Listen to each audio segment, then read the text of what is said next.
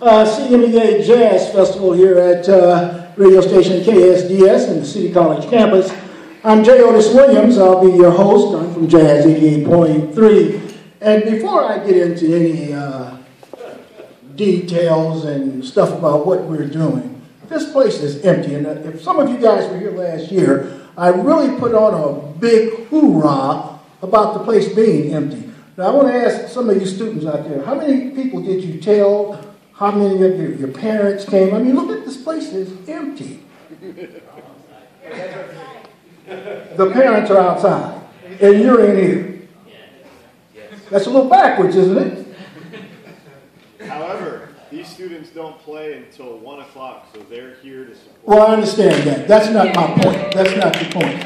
That's not the point. Okay, I'll lose, huh? The place is still empty. You don't get my point. The word, put the word out. This is something great. I mean, you guys are superstars. You need to let people know that you're superstars. You know? Oh. Now, let me get on it. All right, so like I said, this is the 8th annual CMEA Jazz Festival, and we want to welcome you guys, okay? And if you were here last year, you know that after each performance, we have what we call the Jazz Clinic. And this year, our judges will be Bruce Bebad, who's Director of Jazz Studies at Fullerton College. And what is that name, Bebad? He is a bad... Bebad, like a stutter. Oh, Bebad. Yeah. All right. He is one Bebad saxophonist, and he will be a featured artist today with the R&B big band, Jazz Machine. It's going to be a heck of a concert, all right? But once again, gang, next year, if you're coming back next year, tell 4 or 5 people. Tell all of your, all of your parents and grandparents and all that stuff, because this place should be packed, Anyway, let's do that next year. Promise me that, all right? You promise? Promise. Yeah. All right. Okay, so let's get started here. All right, we're going to start off with the Bishop School. This will be the MGC Trio. Give them a good hand. Good morning. I just want to introduce our band members. MGC stands for Maxim, Graham, and Camille. All right, we're going to start off with Dolphin Dance by Herbie Hancock. Woo!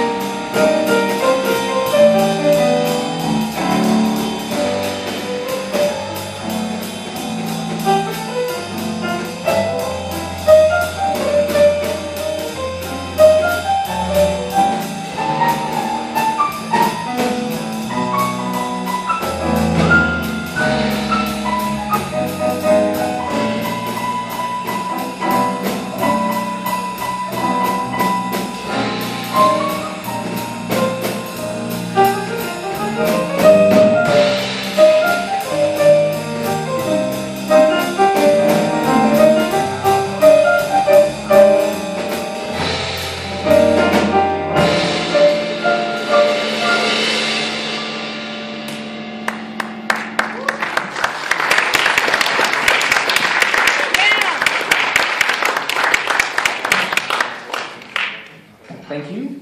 Next, we're playing Dindi by Antonio Carlos Jobim.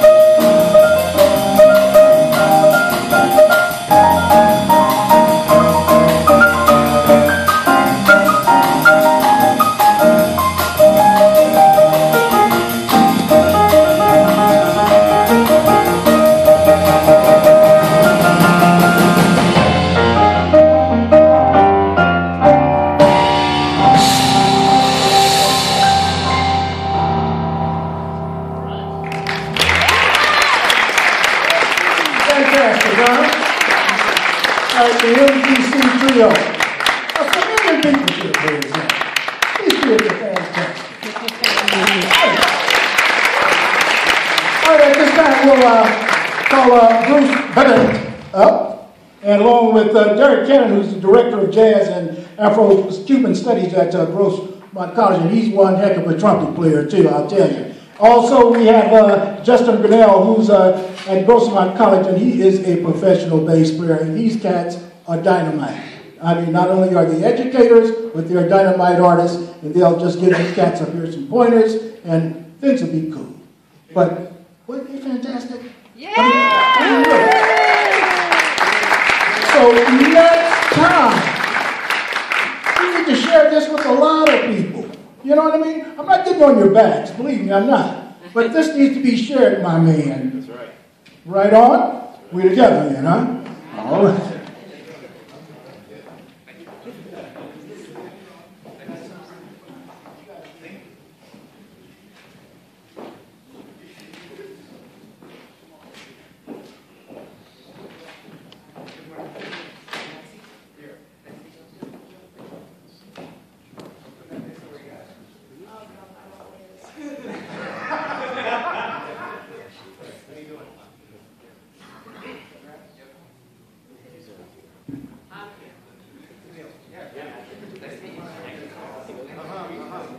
Test, test. Okay, we are in the house. There we go.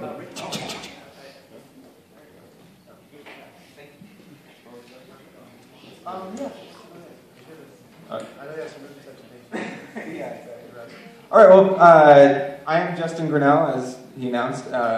We're just going to I guess, treat this kind of like a clinic and have you guys play a little bit for us again and talk a little bit about what you did. But first of all, I just want to say right off the bat that I was really impressed. I mean, for you guys to be playing a tune like Dolphin Dance at this age is really impressive. And I mean, I don't think I played this tune until I was in my 20s. So first I want to commend you guys for that right off the bat. You guys thought it was good? Oh, I thought it was good. Yeah. So one of the first things that I noticed, though, in terms of things that stood out to me were kind of the differences between what you guys were doing and what I remember from the original recordings. Have you guys heard the original recordings? And it's actually funny that you say that because in my opinion, Maxim here probably had the closest kind of vibe to the original recordings, and then what you guys were doing were kind of more maybe kind of general things that you would do in a particular style, right? So for Dolphin Dance, it was kind of swing, so you were kind of doing a swing beat on there. And then when you guys did a bossa nova, you were doing kind of the bossa nova groove, right? Your bass drum was going boom, boom, boom, boom, boom, right? Yeah. So, but the thing is whenever we play a tune like this, or Dolphin Dance, Dindi, or whatever, you kind of want to think of the original recording as kind of the starting point. So if, for example, if you're going to cover another tune like Stevie Wonder's "I Wish," are you going to just try to wing that from, once you hear the piano player play or something? No, you're going to go back and you're going to listen to Stevie Wonder and check it out. So you got to think of jazz as the same way, that you got to know what the vibe of the original tune is before you can kind of just like, just kind of make up what you want to make up. But anyways, in terms of specific things, I think probably the easiest place to start would be the bass, because there was a couple places where I wasn't sure.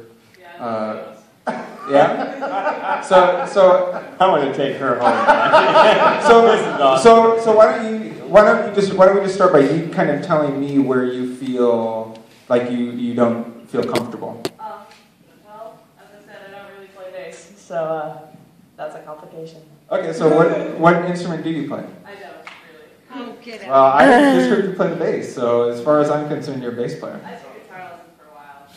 Yeah, stick with the bass. In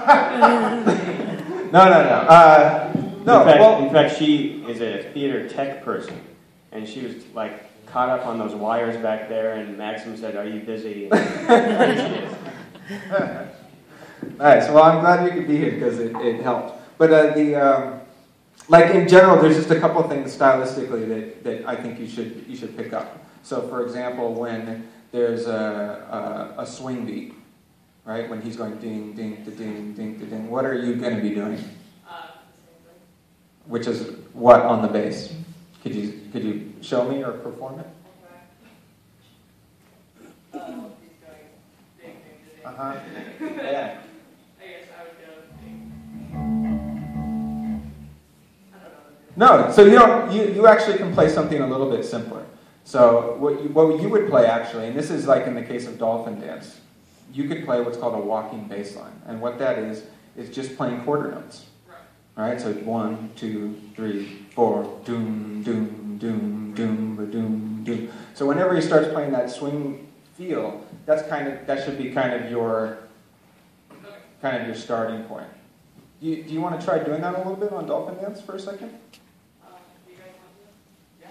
I actually would be fine just hearing bass and drums. Oh. And then the other thing for drums on the swing feel, you'll find the more that you listen to different drummers and different styles of jazz that there's a lot of different ways to play the drum set, right?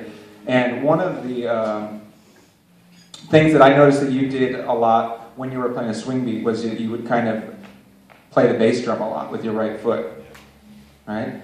And that is a very strong component of a style of swing that we call, or of jazz that we call big band or swing. But when you're playing in combo jazz, that's actually less common. So if you listen to the original recording, you'll never hear the drummer doing what we call 4 on the floor. Boom, boom, boom, boom. So while she's playing a walking bass line, what I want you to do is try doing the swing beat where you're only playing ride cymbal and hi-hat. All right, let's try that. Just walking bass and like I said to you. So, and we'll do it slow. Ready? 1, 2, 1, 2, 3, and.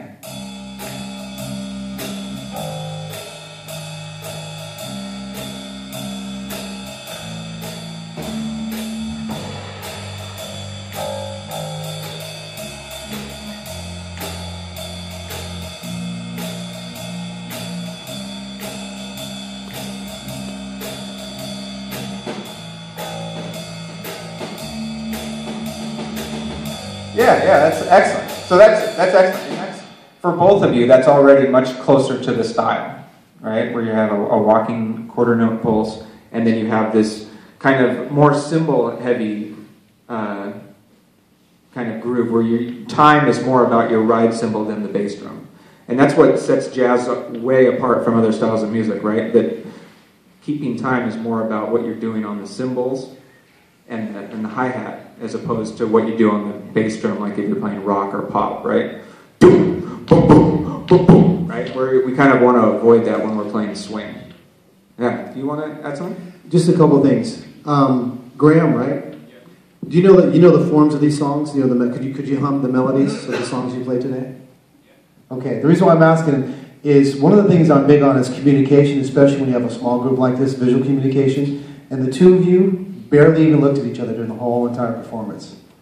Did you notice that? Yeah. So what I'm getting at is, in order to communicate in a situation like this, it does help. You guys have to make eye contact with each other. It really makes a big difference. I was watching the two of you, and the two of you both had your heads buried in the music stand the whole entire time, like this. And it's hard. I like to say, once you learn the tune, get your head out of the music so you can focus and pick up little subtleties and things that happen amongst the three of you. So that's something to keep in mind too. As you get more comfortable, you'll do that. But like I said, as I was watching, I'm like, they're not even looking at each other on the stage. So I can't even tell they like each other right now. Do you guys like each other? Hope you do. Okay, good. That's the bounce. Well, you could have fooled me based on what you were doing. I'm just teasing you, of course. But try to make a point to look at each other more and communicate. Okay, that really helps. Because I was watching you, I'm like, okay, is he reading the chart because he needs it? Or is he just used to always looking at into the music? But you guys need to get your heads.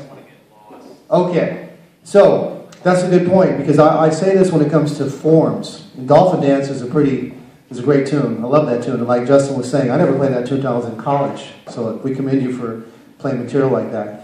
But it's good for you to you should be able to play your drums in your mind. You're always thinking about the melody. So you should be, the three of you, well, he played the melody. You guys should be able to hum the melody even though you're not playing the melody on your parts.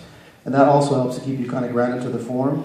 And you could do little things like do little fills at the very top to the forms, and that kind of delineates, here's where the top of the form begins each time. That helps sometimes if somebody gets off as far as what the form is. But the main thing I noticed was the communication, or the lack thereof between the two of you. You guys need to really look at each other more and use more visual communication. If you go to a concert, have you ever been to a professional jazz performance? Okay. That's one thing, that's a good point. That's one thing, if you go out and watch, well, you can go to YouTube and watch some live performances as well. One thing you'll notice, the musicians don't really talk a lot, but you'll see some very subtle visual communication going on amongst the members of the group. So that's something kind of you want to try to develop. And you can't do that if you're doing this the whole time. So there's something to mention as far as that goes. And I don't know if you want to follow up on that, Bruce. You know, I thought it was a really cute thing when she said, I'm not even a musician. But you are a musician because you're being a music player today. Yeah. And then I thought Maxim is just really strong and really gifted and has spent a lot of time in this kind of music. And it's almost like he's driving a Corvette and they're on their little push scooters still. And so the first comment that came to my mind is, how about if you're going to play these really complicated tunes, let's slow them down a little bit so that they can not be dragging with road rash and stuff like that. So that's one part of it, where you just kind of left them in the dust. I thought that at the beginning of Dindi, I loved the textures, I loved the mallets, and then your change and everything. But when you made the comment, I was staring at the music because I didn't want to get lost. I know as someone who reads a lot of music, I can look at a page and still be lost, right? But my ears are never lost. My ears are never lost. And if my ears are a little confused, like, exactly where are we? My eyes can make contact with someone in the band, and in your case, you stare at Maxim, right? And you look at him, and then you could give a little melody, whatever it is. Because getting lost is one of those, it's something worth being afraid of, but it's easy to recover if you're kind of staying aware, just like they were saying. But good job just getting through the set, and I love your ideas, man. Very beautiful. Yeah, good point. One more time. How much more time we got? Moving on.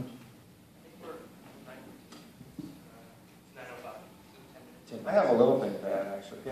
I was going to go on what Babette said about how one of the places where I felt like the most engaged in what you guys were doing was that intro to Gingy. And I think the reason for that was the one time during your whole set where you had a different dynamic level, right? And you were relaxed, right? Dolphin Dance, when you guys were rehearsing it before we started, it's like medium. Felt good, and then when you guys performed it was like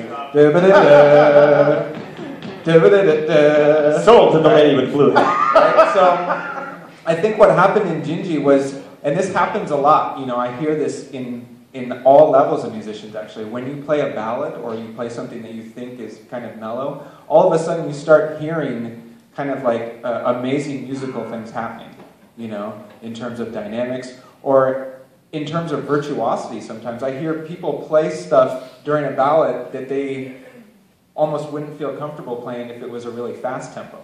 Just because they're just like, oh, it's a ballad, I can relax. And then all of a sudden they're going, you know. So playing a ballad or something soft can kind of like make us relax a little bit, you know. So you realize the other side of that is that if that was kind of like the amazing moment, all the other stuff was what? Kind of monotone, right? In terms of where you were going dynamically. So, I mean, I'm not saying you guys didn't play well. You guys played really well. But that's just something that you can look at for the next level in terms of, okay, well, how can I have that kind of dynamic contrast in Dolphin Dance when I'm playing time? Right? So how can you do that?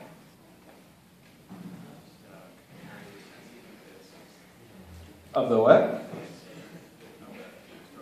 Yeah, there's some hits and stuff, but it's also kind of your overall, what you're doing on the drum set, right? So if you're just playing just hi-hat, and you're playing time on the hi-hat instead of on the ride, you're just playing, that's going to be a totally different dynamic than if you're playing hi-hat, and then you're playing time on your big ride, and you're filling and crashing, right? Just give me an example of that. Let's see if we can do that. Play a swing beat at pianissimo for 4 bars, and then play a swing beat at fortissimo for 4 bars.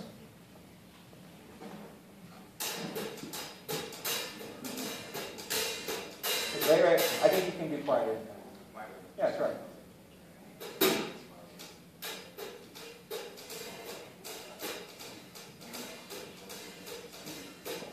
Yeah.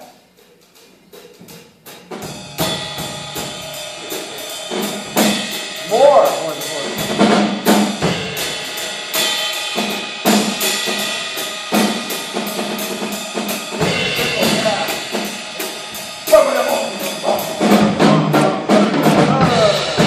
Oh yeah.